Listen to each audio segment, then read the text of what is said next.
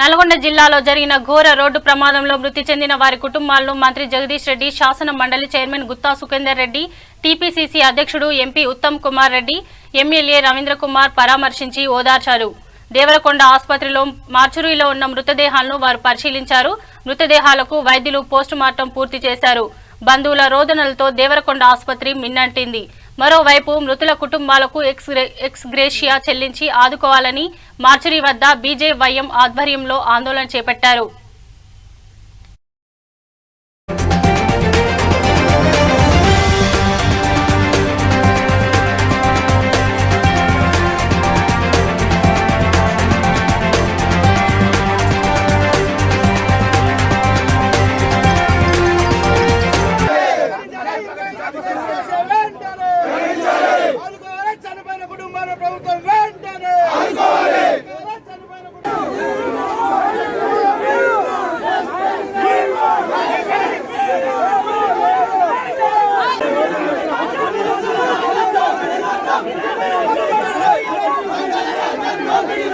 అయితే కనుక ఈ వ్యవసాయ కూలీలు దాదాపు 20 మంది దాకా ఆటోలో ఉన్నారు. వాళ్ళంతా కూడా వరి నాట్లు కోసం అని చెప్పేసి పెద్దవరం మండలంకి వెళ్ళారు.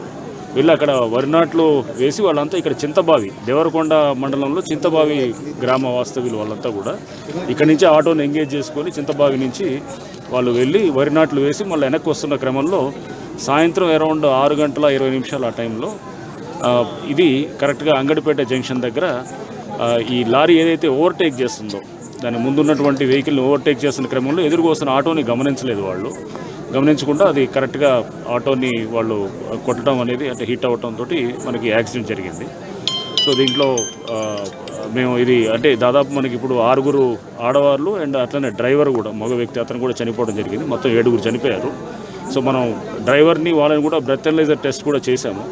వాళ్ళు కూడా దాంట్లో బ్రెత్ అనలైజర్ రిపోర్ట్లో కూడా వాళ్ళు డ్రంకన్నెస్ అనేది ప్రూవ్ అయింది దాంట్లో కూడా. సో అందుకోసం వాళ్ళకి సుప్రీంకోర్టు మనకి ఇచ్చినటువంటి జడ్జిమెంటు అనుగుణంగా 304 Part 2 అంటారు, అంటే culpable homicide not amounting murder అని చెప్పేసి దాని కింద కేసు కూడా. తీవ్ర దిగ్భ్రాంతి చెందాము.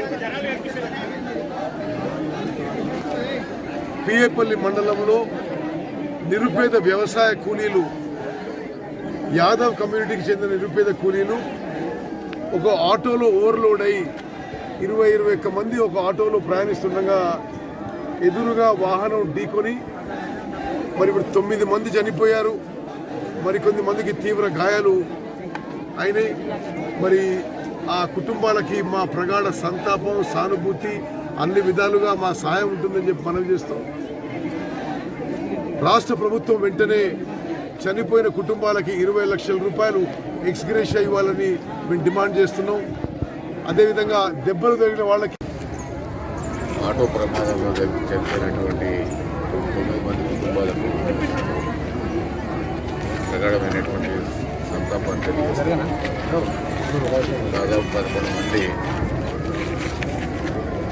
వివిధ ఆసుపత్రుల్లో ట్రీట్మెంట్ తీసుకుంటాం. సీరియస్గా ఉన్నట్టు తెలుస్తున్నది. ఈ విషయాన్ని రాష్ట్ర ముఖ్యమంత్రి గారు రాష్ట్రమే వారి సంతాపాన్ని తెలియజేయడంతో పాటు